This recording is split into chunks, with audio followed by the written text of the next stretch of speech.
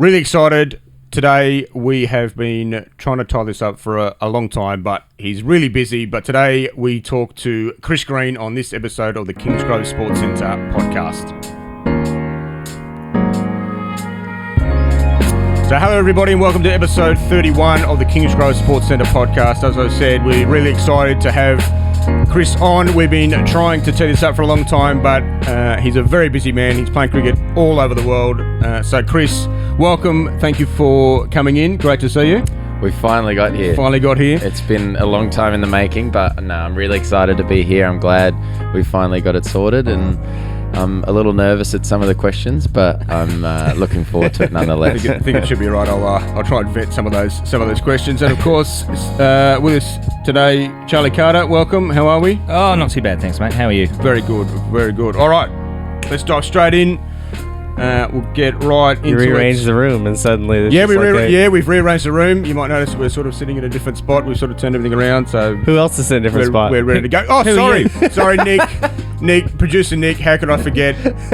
That's why he's here, because he makes sure everything runs smoothly. Yeah, man. It's a tradition. Spent a lot of time rearranging. Get this room all. I can't help it. Make a little better use of our space. I'm just excited. We finally got Chris in. I'm just excited. I just want to dive straight into the questions. It's great. We've put the call out and we've got heaps of questions today. We did get a ton of questions, which is really good. So we'll probably try and group a few of these in together, because there's lots of questions that sort of relate to the same sort of thing. It's good to see so much audience participation in this one, with all the questions that people have sent in through social media and other... That's right. Chris must be a lot more popular than we are, because whenever we ask for questions, we don't get that many. It's usually from the same people. Anyway, all right. So Mum and Dad. Mum and Dad don't even listen to this. But anyway, hey, my mum and dad listen to this. Nick's mum and dad, of course, we say Jack hello and to Nick's mum and dad, who listen and watch all the time. They do. Thank you. We have 2 viewers. It's excellent. At least. No, just kidding. All right, Chris. So we'll start with the usual questions. How did you start? Where did your cricket journey start? Why did you get into cricket? And who got you into cricket? Yeah, my background is obviously being born in South Africa. I've got a big tennis family. My mum and dad met playing professional tennis. Both played at Wimbledon. Mum being English represented England, and dad being South African represented South Africa. So I think that was their career highlight, which is pretty awesome. And then growing up in South Africa, I learned to walk on a tennis court. So tennis was probably my first sport, and was sort of the natural thing to follow. And I guess my first memory of cricket was we used to play around the house or on the tennis court, but probably the one that stands out to me is sitting on the couch at home in South Africa watching South Africa play cricket at the time with my dad. And he sort of turned and said to me, he said, look, if you want to play cricket, model your game on this guy. And we were watching Jacques Kallis carry South Africa. Pretty handy. Again, so that was my first memory, and then obviously it was pretty cool to then be signed by the Sydney Thunder in BBL 04 and hear that we've signed Jacques Kallis as our overseas player, and so get to play alongside him then was incredible. I couldn't speak to him. I had to walk. They gave me the role of doing like a media walk with him, where I had to walk next to him and fake talk, and I couldn't even do that. I was just sort of like smiling and staring into his eyes. But then, fortunately, he came back the next year. I played then the whole season. We won the trophy. Our coach got wind of it, that I was a little starstruck, and sort of set up conversations between the two of us. And, I got to spend time with my idol and lift a trophy with him. So I probably jumped ahead and answered a few questions there, but that's my career. That's still a handy story. So in those conversations, so was he really good in terms of giving you sort of information and knowledge and tips and things like that? Yeah, I guess the thing that blew me away as a nobody up and coming cricketer was how much time he actually had. Not just for me, because obviously he found out that he was my idol, but for any player, he was so approachable, so kind and generous with his time, very invested in the team. And for a world class player like he is, you obviously want that from him, but you don't necessarily think it's definitely going to happen. But he was a great human being, and like that was to me the thing that inspired me most. Is someone that good at cricket can be an even better human being, and I think that's really important. So that's obviously a huge highlight to be able to play alongside someone that you've idolised. Did you ever go as a kid or even as a young adult to watch South Africa play and he was playing? Do you remember the first time you saw Jacques Kallis play or anything like that? Or was that the time when you played with him? I remember, I don't think we ever watched, I don't have a memory of watching South Africa play in South Africa live.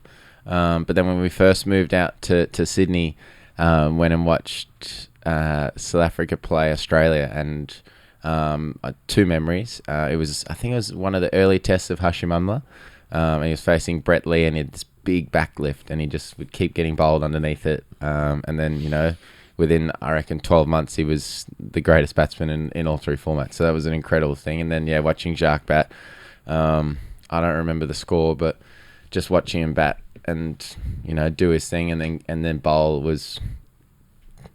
I just sat there with my mouth open. So Jack's Jack obviously bowled medium pace. You ever thought of being a medium pace bowler, or was it always off spin? I started as medium pace. So club cricket and rep cricket up until definitely played under 12 reps for 2 years. My first year as a medium pacer, and then I think it got to year 6 at school cricket, and there were no spinners in the team, and then no spinners in the rep team, and I was barely bowling. I was just sort of like, we'll give him a go. But mainly I was a batter. So I took up off spin just to get more of a bowl, because I was getting bored just fielding. So I wanted the ball in my hands.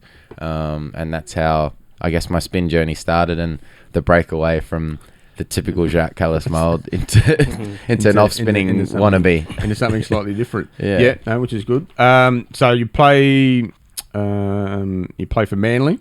Yes. In Premier Cricket. Have you always lived sort of on the northern side? Always lived in Manly and played for clubs around Manly? We moved to Australia. Well, Mum and Dad fell in love with Australia because of Manly. That we were in good place. We were in Durban in South Africa, and Dad was told he was going to have to move to Johannesburg for work. And basically Mum and Dad weren't keen on the fact on raising my brother and I in Joburg as sort of young boys. So then both never got to Australia for tennis. Dad couldn't get a visa. Mum was meant to come to the Aussie Open but got injured. And my grandparents had just holidayed here, and they said, well, why don't you go to Australia, have a holiday, sort of see it for yourselves and think about your decision. And landed in Sydney, got brought to Manly day one, fell in love with it. Dad called work and said, is there any chance we can move to Sydney? And I think we relocated within a year. Yeah, right. Right. So it all happened pretty quickly. And then, we started in Manly in an apartment. My brother and I were homeschooled on the beach, which was awesome. Mum involved taking us around on the ferries and picking up like a maths book or an English book where we do work for maybe an hour a day and then run around on the beach. So it was a great start. And then moved up into the North Shore to Wahroonga for schooling, where I went to the Bush School and then Knox, and eventually led on to playing to Northern Districts. So that was my first club and junior club, and one, to be honest, I never thought I'd leave. I thought I'd be at Northern Districts for the rest of my career, but we moved then back to Manly as a family. I now live there myself, and the Thunder assistant coach, and Sean Bradstreet, was coaching at Manly, and I took him on full-time as my batting coach. And 3 seasons ago now, when I moved across, that was one of the things that was going to be needed for me to continue to push to the next level, and unfortunately it involved leaving Northern Districts, which was a very tough decision. So just rewinding slightly, how old were you when you first arrived in Australia, and were you already playing cricket at that stage, or is cricket something you picked up in Australia? I was 7.5, and I was playing cricket, but it would have been the equivalent of Kanga cricket. I think it's Kanga cricket now. It's the Blast or T20, Milo T20 Blast or Blast or whatever. Yeah, it keeps changing. So it was a little bit of cricket on the weekends in South Africa, but tennis was the number one thing for me. We used to love playing soccer and cricket. My brother and I just at school or whatever clubs we had, but tennis was the everyday sport. Yeah. Your brother's he's still playing tennis? Yeah, he's in Mexico at the moment, playing some tournaments. He's just cracked 900 in the world, I believe. Oh, wow. So he's hopefully I chose the easy path. I don't have any footsteps to follow. He's got some tough footsteps to follow. Yeah. Because he was in college in America. Is he still at college, or is he finished college? He finished college. Yeah, so he was in South Carolina at a great little tennis school called Furman University, which I loved going out to visit because it was exactly how the movies predict or portray rather. But yeah, no, he had a lot of fun at college and is now chasing his dream in tennis, which is pretty cool. That is cool. Yeah, 2 professional sports people. Well, 4 professional sports people in one family. Is there anything you guys are bad at? Golf, maybe? Or? Probably good at golf. No, he's good at golf. No, he's golf's good at probably golf. our good family sport. That one. He's good at golf. All right. Yeah, I've been able to meet you a couple of times. I don't think I realized that you had such a rich family sports pedigree. Like parents both played. It seems like they played tennis at a really high level, competitive level. Yeah, they set a high bar. They made it Wimbledon a long time. Yeah. Were they professionals for a long time? Dad had to do... So Dad from South Africa, he did university straight from school to avoid going to the army. And then when he finished university, he had to do the army. So he only had 2 or 3 years on the professional circuit in his mid to late 20s. And Mum was probably the same. She was younger, obviously. I think she was around, 3 or 4 years. And then it's funny listening to their stories where in Dad's last year, he had a job and was obviously earning money, and then he'd get qualified for a tournament where if he lost first round, he'd earn more money for losing than 2 months' salary, and his boss wouldn't let him off, so he'd just walk out there and say, "Look, I'm playing anyway. Fire me. I've got 2 months to find a job." Yeah. So some cool stories they have. Did they get either of them pick up any big scalps that they either beat or played against, or big memories? So they both won a round, I believe, in singles at Wimbledon. And Dad's best result was 4th round doubles. And I always tease him about it. His doubles partner that he played with a lot and was successful with went on to be number 1 in the world doubles, win the US Open. I think he's in the last 8 club of most, if not all, of the Grand Slams. That was as soon as he finished playing. Fortunately, just went up a notch. Yeah, I'm waiting for the drop. But no, Dad lost a match that he still regrets. I think 3-setter where he had match points, and if he won that match, he would have been playing John McEnroe in centre court. Wow! You cannot be serious, man. Ooh. Yeah. It's true. Well played. Well, just give us his contact information. We'll have him on a podcast.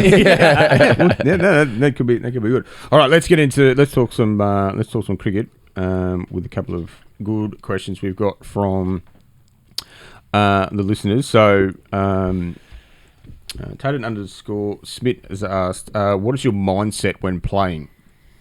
That's a good question. I have a lot of fun out there, particularly, T20s now in these tournaments where they're fast-paced. We usually get really good crowds in, whether it be here in Australia or around the world. So there's a lot of, atmosphere hyping us up. And for me, it's trying to slow everything down as much as possible because my mind thinks or runs very fast at times and thinks about the game a lot. So I'm constantly being told and telling myself just to dumb it down. And something I like to focus on is basically just a ball-by-ball process and remaining as present as possible. Not thinking about a ball behind or a ball ahead, which is very easy to do.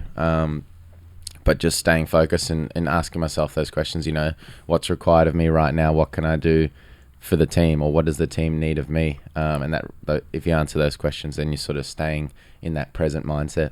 Do you get lots of information, obviously now with sort of professional cricket and obviously cricket being televised around the world, there's lots of footage of batsmen and stuff, and do you do a lot of video sessions, and do you have to try and just sort of make it easier for yourself because you're not trying to focus too much on what you got to do for this specific batsman or this batsman or that batsman? Is the process all generally the same, or is it different depending on who you're playing?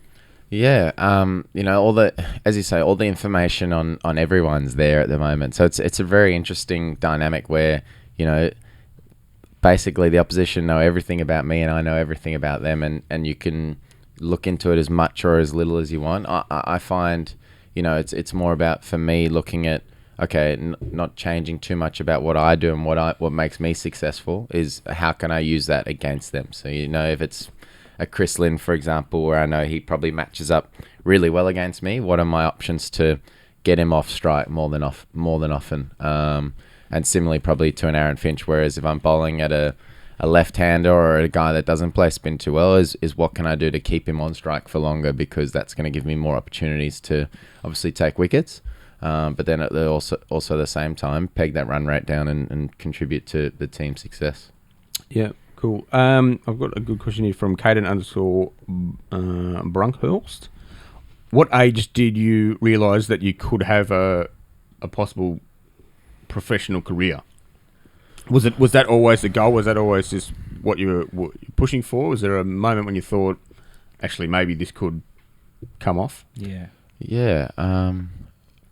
I remember, finishing school, in my last year of school, HSC, I sat my SATs to go to America for tennis, and then took a break from both cricket and tennis. So I was playing cricket and tennis pretty much flat chat right through to year 12, and then wrote my HSC, and the time basically came is do I want to write another SAT, because you can write 2 or 3, you can write as many as you want, but they don't say write more than 2 or 3.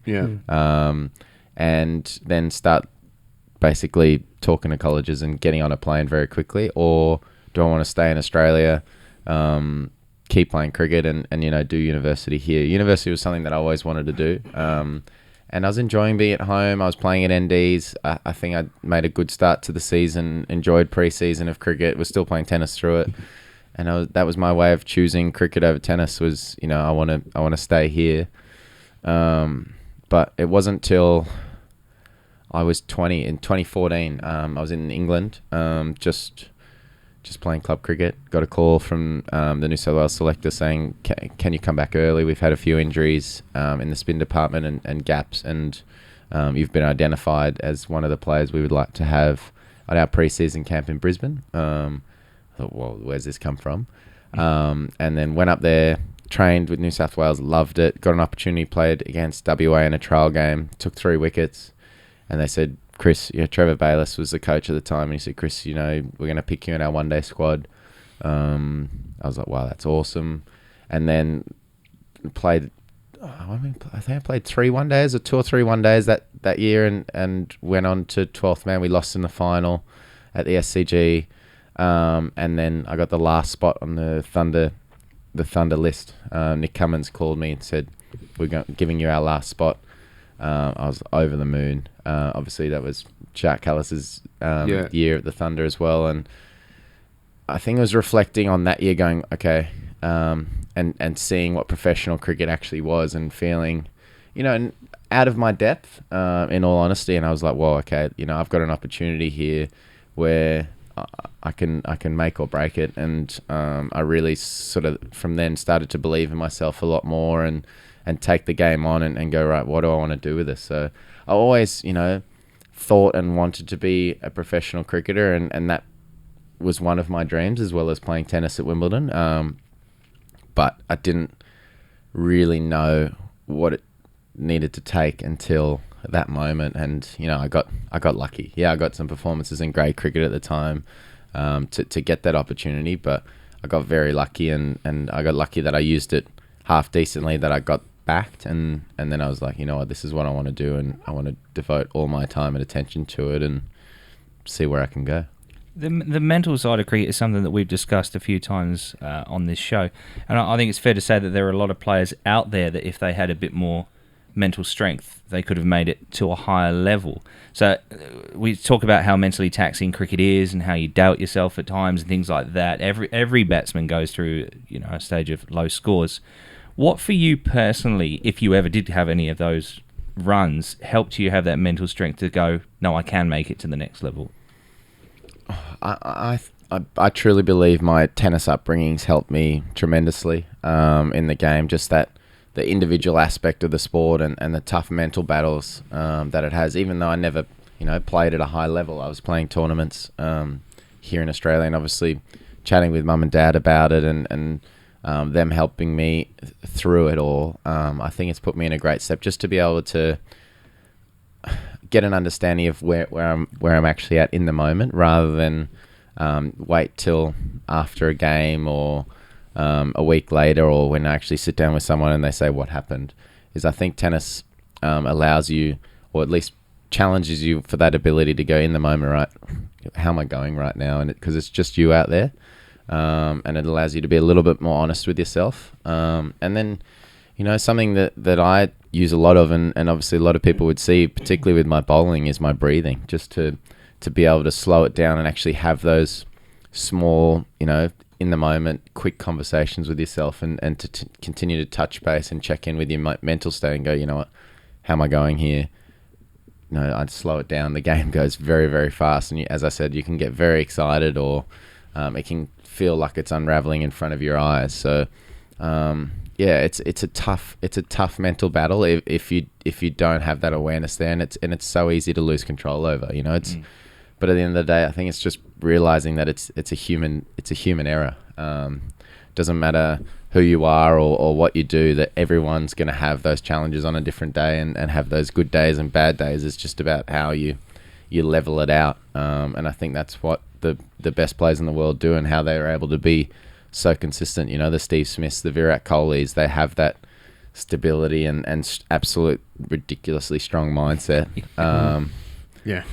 That works for them. Is some of your breathing technique, is that what's partly responsible for your pre-bowl sort of ritual? You got all the kids to mimic that movement that you do, the shrug thing before you wind up to bowl. Does your breathing contribute to that? Yeah, that for me is, the top of my mark. I'm just thinking through in that ball. Okay, again, what do I think the batter's doing? What the game situation is? And then as a result, what I want to bowl. And that's just a quick little conversation in my head. If it's Aaron Finch, they're going at 12 and over, they need 6 and over, and who's at the other end? A left-hander's batting at the other end. I'm going, okay, well, I want to bowl a Yorker, or I want to get him off strike here, so I can try and bowl the rest of my over at him, because then I know he's less threatening. So I'm taking that breath, and that's my breath going, right, I've committed to that decision in the moment, and now I'm going to run and bowl and free, and it just allows me to narrow my focus in on what I want to do. So there's no distractions or noise. Yeah. Cool. Now we have a couple of questions here from Cricket Fella, or as we know him, Hamish Solomons. So obviously we see you a lot in 2020 cricket. So Hamish has asked, have you sort of made a definite decision to follow to be a T20 specialist, or do you still have the ambition to play first class cricket? I absolutely still have the ambitions to play first class cricket. I love playing for New South Wales. At the moment, unfortunately, I don't have a contract or a state contract, and they've got an eye to contracting players with red ball cricket. So I know I need to continue to develop my game. And work on the aspects of my game to put me in a good frame of mind to be selected. But, I'm very fortunate at the same time to be getting these opportunities to be playing in 2020 cricket tournaments around the world with, some of the best players. So in this growth phase that I believe that I'm in with my cricket, I need to keep playing games of cricket, and the nature of these tournaments allows me to continue to develop that. So, I understand at the moment that my game's probably better suited to short format cricket, hence why that's where my opportunities keep arising. But I still think the pinnacle of our game is the baggy green. Every Australian wants to play Test cricket for Australia, and that's my ultimate dream. My absolute dream is to play cricket for Australia, and the realization is that it probably, if it is going to happen, it's going to happen in 2020 cricket before it does in Test cricket. So it's just about, for me, following that sort of thing is probably realizing that that's probably out of my control as much. I can't pick the team for New South Wales. I can't pick the team for Australia. All I can do is put my best efforts in for the team to put performances on the board, and whatever follows. And you've got to sort of jump at it. You know, you can have a dream job or a job that you want to do, but until you sort of get the right to work there, then what else can you do? So that's really where I'm at, is not worrying too much about what things I can't control, and just controlling, you know, what's in my bubble. Do you get do the selectors sort of talk to you at all about? You know, so obviously, because you've had a New South Wales contract, and now obviously they've. I think most of the states are sort of just contracting sort of red ball cricketers. Do they talk to you about, you know, where you are in terms of possibly getting a contract? You know, what they're looking for, what they want you to do or work on, or is it just like suggestions of what else you can do to help that sort of thing? Yeah, I think that's something that Phil Jakes has been really good at in his time as head coach in New South Wales. He's always had that open door policy, and we've had some really honest phone conversations and face-to-face conversations, which, you know, we at times we're going to disagree and other times we're going to agree, but the best thing that can walk away from that is both of us know exactly what page we're on. He's given me some really honest feedback about my game. He sees a lot of potential in it, and he also understands my current position. So, you know, I believe I've got a really good relationship with him where we can have that honest conversations together. And you know, at the end of the day now, it's not so much a technical thing for me to push my case to play first class cricket for New South Wales. It's a matter of me putting performances on the board, and I'm fully aware of that. So you're going soon to Abu Dhabi for the T10. You've played in the Caribbean Premier League and the Big Bash as well. Have you sort of looked over in England at, say, county cricket or the other opportunities that they've got over there at the moment? Yeah, so that's one of the beauties about having a British passport. I got an opportunity this season to last minute to play for the Birmingham Bears in the T20 Blast, which was awesome. Playing at Edgbaston, we had a rival game, which was Worcester. So we had a really good crowd there, and it was awesome. You know, they sing, they dance, they dress up. You can sort of get lost just watching the crowd. It's so entertaining. So I thoroughly enjoyed that, and you know, I think that's a really good pathway for me. In previous years when I've gone over, I've done 2 years of second 11 cricket for Surrey, playing a 3-dayer and either 2 T20s or a 1-dayer a week, as well as club cricket to continue to work on the longer format of the game. And I've made massive inroads, in particular with my batting. I've gone over there and done really well with the bat and scored runs at second 11 level. And you know, I was very close at one stage to using my UK passport and signing with Surrey. But then an offer came through to stay here in Australia, and that was my first state contract with New South Wales. So it's definitely something that I want to continue to do in the future, and hopefully the opportunity presents itself again next season to get a Blast deal or a replacement in the 100-ball deal, and then that obviously could lead on to playing first class cricket in England, which I think would be really, really awesome. Well, as a very proud Devon man, I think that the West Country is fantastic, and you should sign for Somerset. But that's, you know, that's just up to you. That's just you got the paperwork? Yeah, you got the contract. Pull the contract. I'll have a word. So you mentioned a little bit bowling and bowling style. So we've got a good question from Guy W. So does your T20 bowling differ from either one-day bowling or your longer form bowling? Is there different plans? Do you have a different thought process in all those different formats?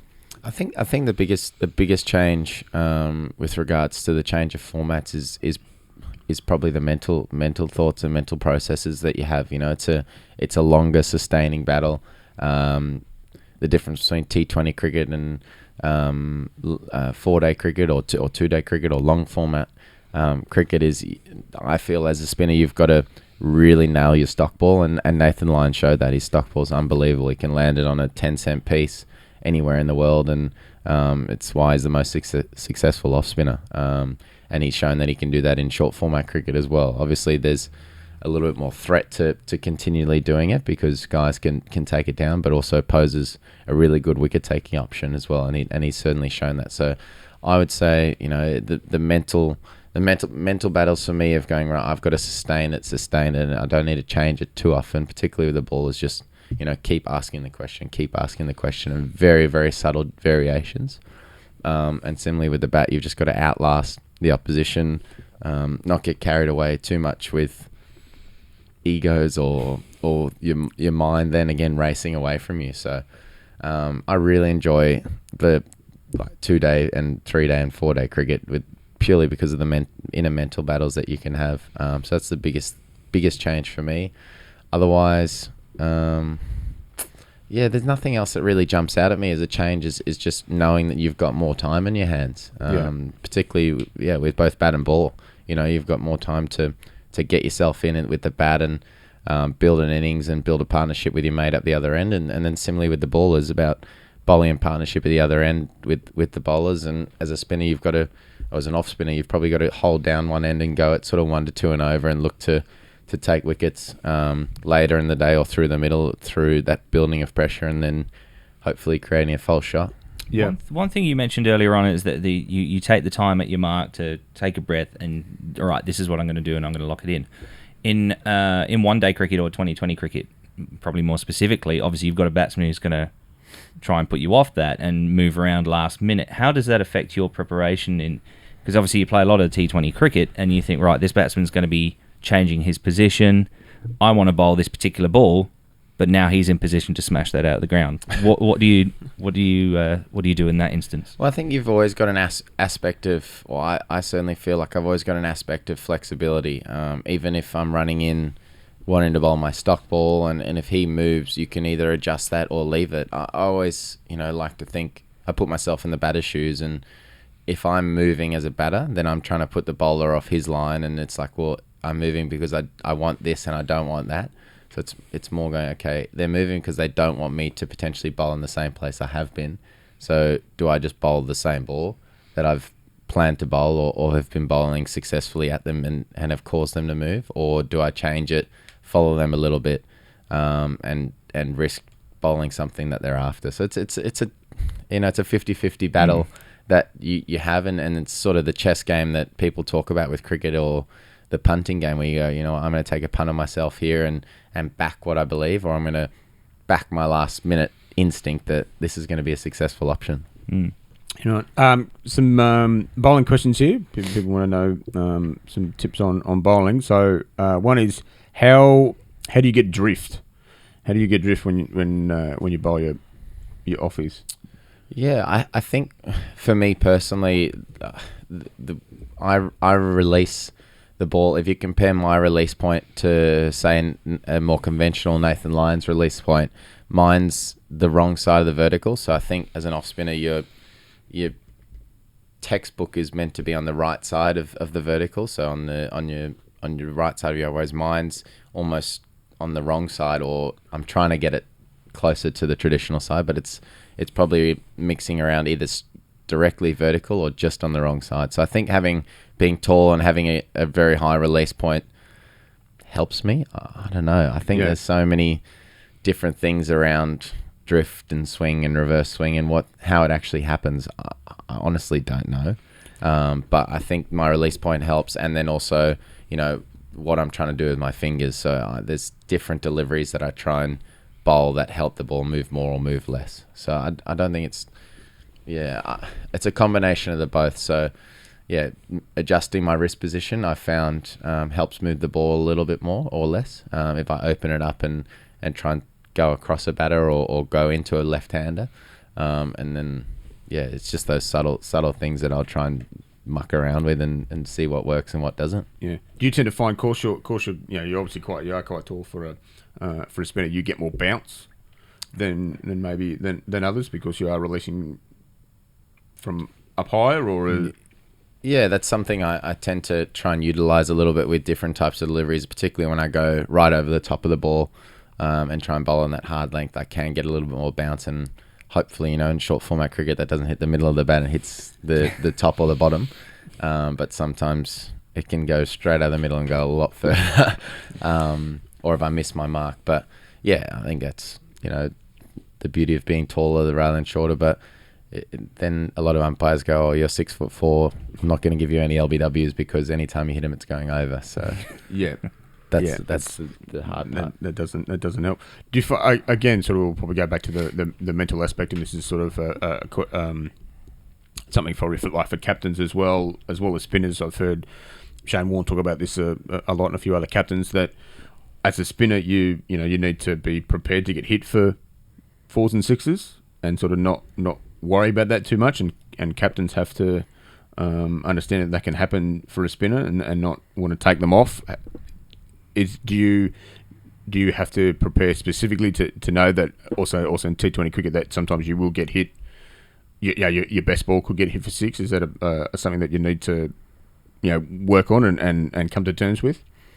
Yeah, I think it's an interesting talking point in the game of cricket. I think, without sounding biased, cricket is tailored to fast bowlers. It's a fast bowler biased game where you have 3 to 4 fast bowlers in a team, 1 spinner, and the role of that 1 spinner is to come on after the fast bowlers have bowled. Either they've bowled really well and you've got to clean up the tail, and the instruction is to throw it up there and get us some wickets, or the fast bowlers haven't done so well, or the wicket's flat, or the conditions don't suit, and it's up to you to then bowl most, or if not the rest of the day, and clean up all the wickets. So the role of that 1 guy or maybe 2 guys in the team is very high pressured, and there's a lot of expectations, and I've always seen it. I love captaining, and I always try and give spinners a lot more leeway than pace bowlers, because the pace bowlers get hit for 4 probably more than spinners, and 6s maybe more than spinners, but we tend to give them more of a go and stay on longer, whereas as soon as a spinner gets hit for a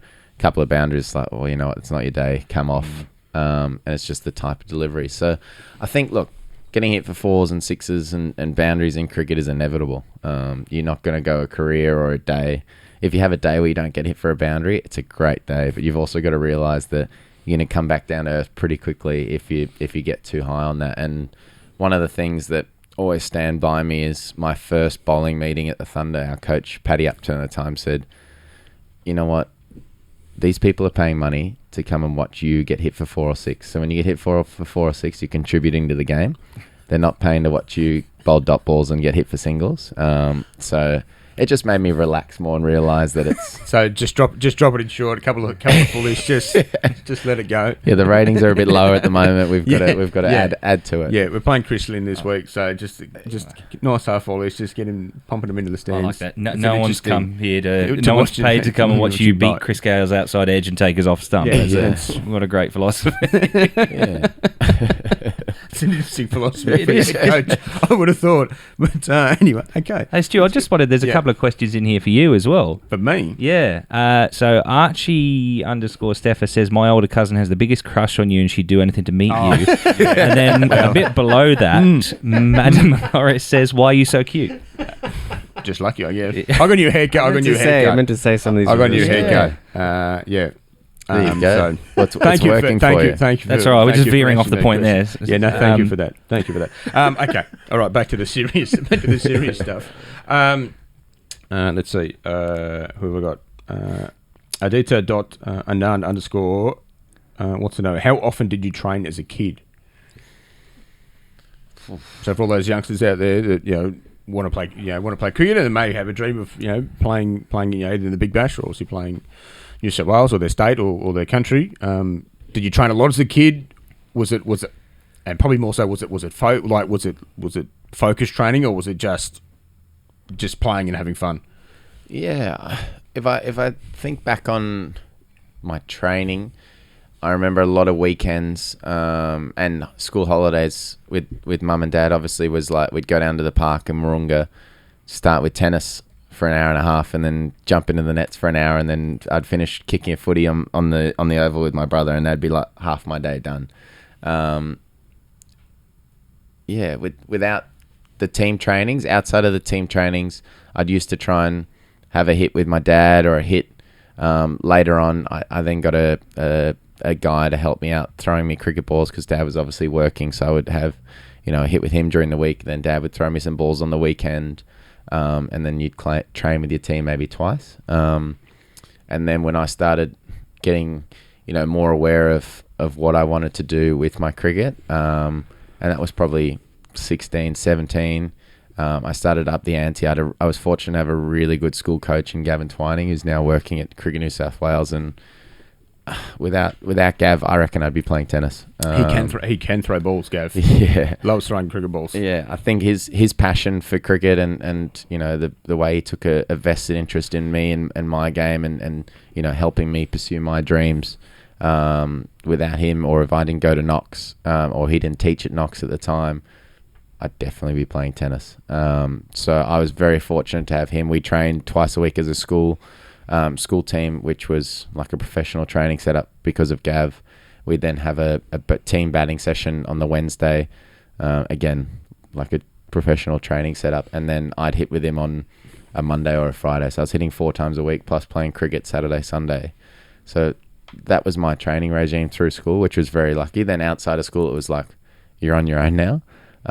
So then it was like, okay, I then was fortunate enough I still remember something Dom Thornley told me is, you know, what's going to make you better today.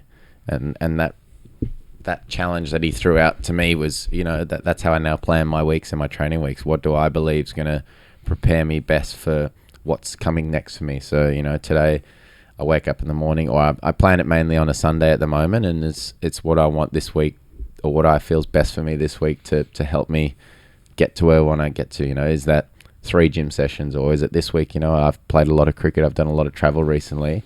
I need to actually hit the refresh button. Miss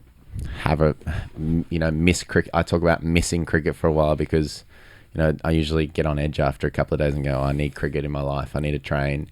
I need to hit some balls. I need to go for a run. I need to get into the gym. And that's where I start getting excited again. And I know I've got a busy Big Bash summer coming up, so I'm trying to build that excitement up and hold it off so I can go in fresh and hit the ground running. So it's just an inner battle, and I would just say, you know, the best is continue to ask yourself what's best for you and what do you need to help get to where you want to get to, and where is it do you want to get to? Who can you ask for help? You know, is it a mate? Is it your dad? Is it a friend's dad? Is it the coach? Seek it out and, you know, give yourself the best shot at it. Awesome. All right, now, obviously you have been lucky to play cricket in all over the world. So Nick McKenzie underscores, what are your favourite countries to play cricket in? All of them. You know, playing cricket I started in Australia. Playing cricket in Australia is, I love it. You know, it's where you're from. You're getting to play in front of friends and family, particularly in Sydney. But my parents travel around to most games. They love it. So having that opportunity is awesome to share with, you know, your loved ones. My first experience of playing cricket in Dubai was pretty cool. That was for the PSL. And then, you know, I've gone to Pakistan twice for a day, which was cool.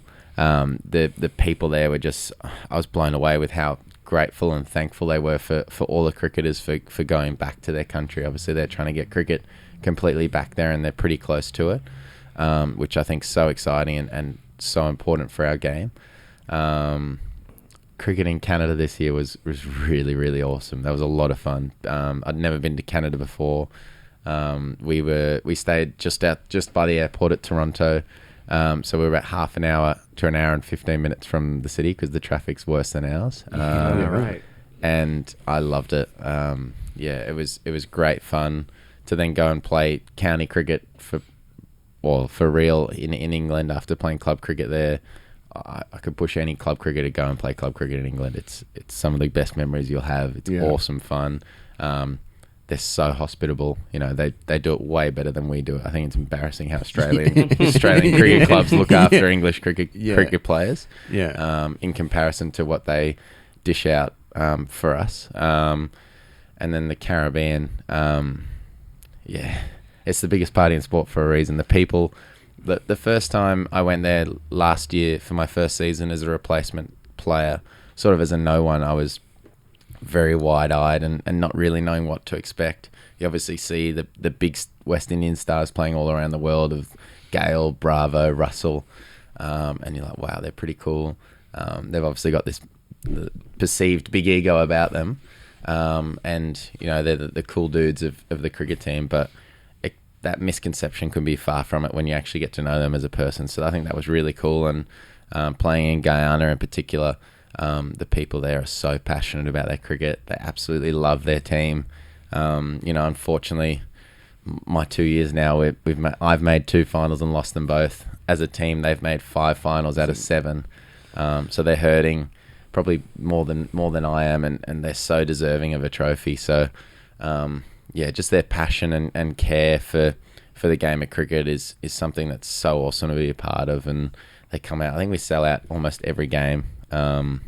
And regardless of results, they're obviously gutted and they're hurting with us, but they're so, supportive and thankful. And some of the messages I get are pretty we've just sorry, Charlie, just on that, we do have lots of questions from obviously from people in Guyana wanting to know, are you coming back? Are you going to play for Guyana again? So obviously they love having you. So hopeful of going back to Guyana again? So hopeful. That decision is out of my hands. It's up to me to put the performances on the board. Obviously, I did quite well for them this season, but we didn't win. And they've got to put together a team that they think can win it. So hopefully, I'm in their plans. As I love playing for Guyana, and I certainly feel like when we're so close, and we've got a really good group of people. So this year, the rules and regulations with the draft is you can retain a lot more players, whereas last year pretty much everyone went back in. So we'll see what they come up with for next season, but I'd love the opportunity to go back and win a trophy for Guyana. I think to expand on what you were saying earlier about the different places that you get to play, I mean, obviously in modern times it's becoming a bit more common for club cricketers to be able to go and play a season or maybe 2 in a different country. Like, for example, I got to come over to Australia twice to do it. I was supposed to go to South Africa or New Zealand, but it ended up being Australia. But the chance to go and play places like India, Pakistan, the West Indies, how do you think that differs from the countries that you used to playing in? How does it differ for you? Is it all about the people that are there? Is the cricket any different? You mentioned how English club cricket, they look after you a hell of a lot better, and I concur. Look, I think that's the beauty of it, or certainly is for me. I love getting fully immersed and diving straight into the different cultures and getting to know the local players as best I can, and seeing how they play their cricket, how their lives differ to my lives, or my life rather, is something that I find is really special and really adds to the time for me. And I then feel like I'm fully investing myself in the team and committing to that just as much as I would to playing for the Sydney Thunder. I have a lot of love and passion to playing for the Sydney Thunder, but the nature of these tournaments is I've played for 3 different teams in the Pakistan Super League in 3 years, so that sort of thing can happen, and it's very, very hard to have that loyalty because it's completely out of your hands. So it's, for me, it's just fully committing to that and trying to get a gauge on what the differences are.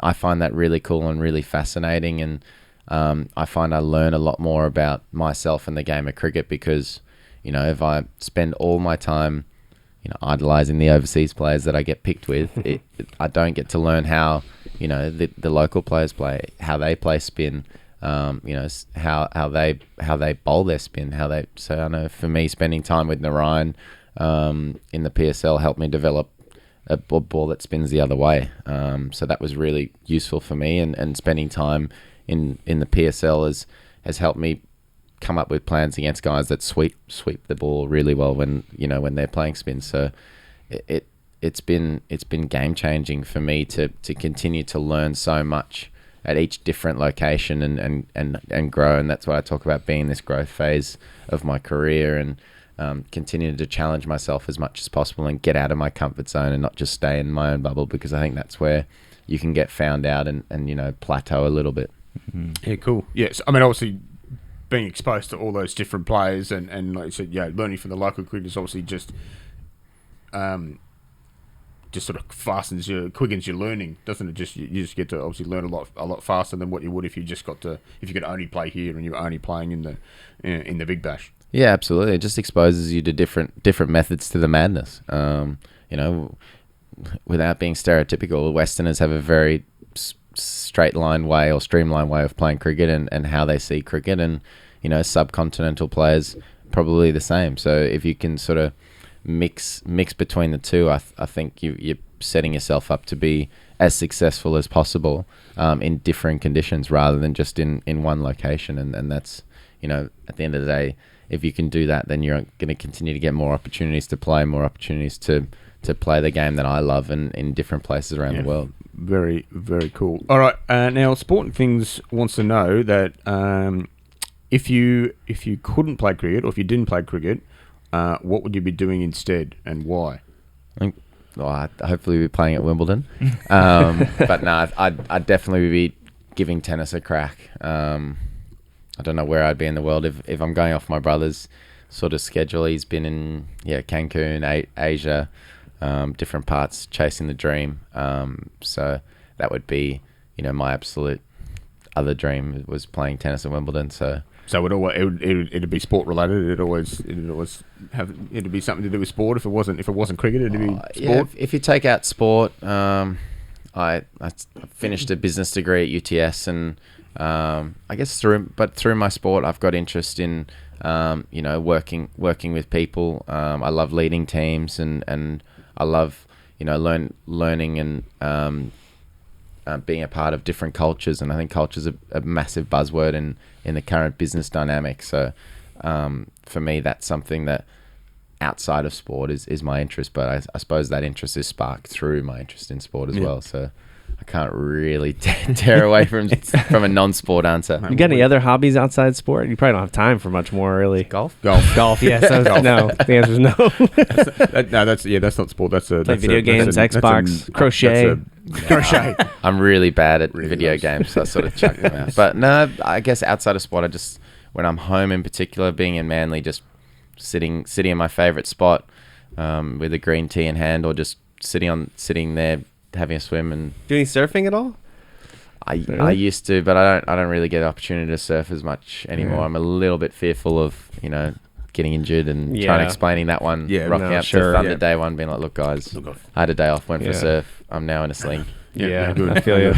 All right, well, I reckon we're almost at the end, but obviously, so what was that?